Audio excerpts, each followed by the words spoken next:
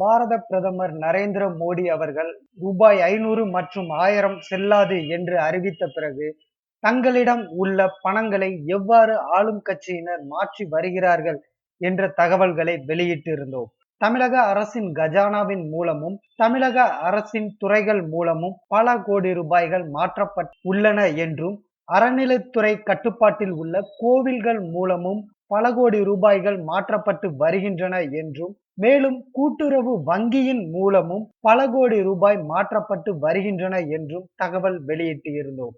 தற்போது நடந்து வரும் ரைடுகள் எல்லாம் அந்த செய்திகளை உங்களுக்கு உறுதிப்படுத்தி இருக்கும் என்று நம்புகிறோம்.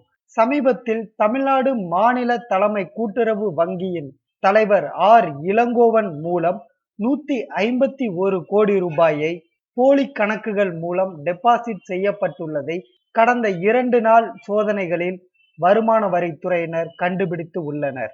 சேலம் சுற்றுவட்டார பகுதிகளில் இருந்து ஏராளமானோர் பெயரில் புதிய கணக்குகள் தொடங்கப்பட்டு அவற்றின் மூலம் இந்த 151 கோடி ரூபாய் பணம் டெபாசிட் செய்யப்பட்ட ஆவணங்கள் பிடிபட்டு உள்ளன. இந்த 151 கோடி ரூபாயும் யாருக்கு சொந்தமானது என்றால், தற்போது தமிழகத்தின் அமைச்சராக இருக்கும் எடப்பாடி பழனிசாமியின் பணம் என்று கூறப்படுகிறது. மேலும் ஆர் இளங்கோவன் ஜெயலலிதா பேரவையின் தலைவராக இருப்பவர் பழனிசாமியின் நெருங்கிய நண்பர் என்பதும் குறிப்பிடத்தக்கது. தற்போது பிடிபட்டு உள்ள 151 கோடி ரூபாய்க்கான பணம் டெபாசிட் செய்யப்பட்ட ஆவணங்கள் என்பது சிறிய பகுதிதான் என்பதும், இன்னும் பல கோடி ரூபாயை பல வழிகளில் ஆளும் கட்சி தரப்பினர் மாற்றி உள்ளனர்.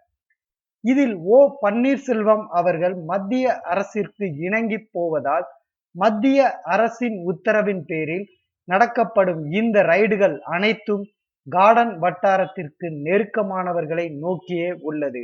ராம மோகனராவை தொடர்ந்து எடப்பாடி பழனிசாமியை நோக்கி மத்திய அரசின் கரம் நீண்டுள்ளது. மிக விரைவில் எடப்பாடி பழனிசாமியின் வீடுகளில் ரைடு நடத்தப்படலாம் என்று கூறப்படுகிறது.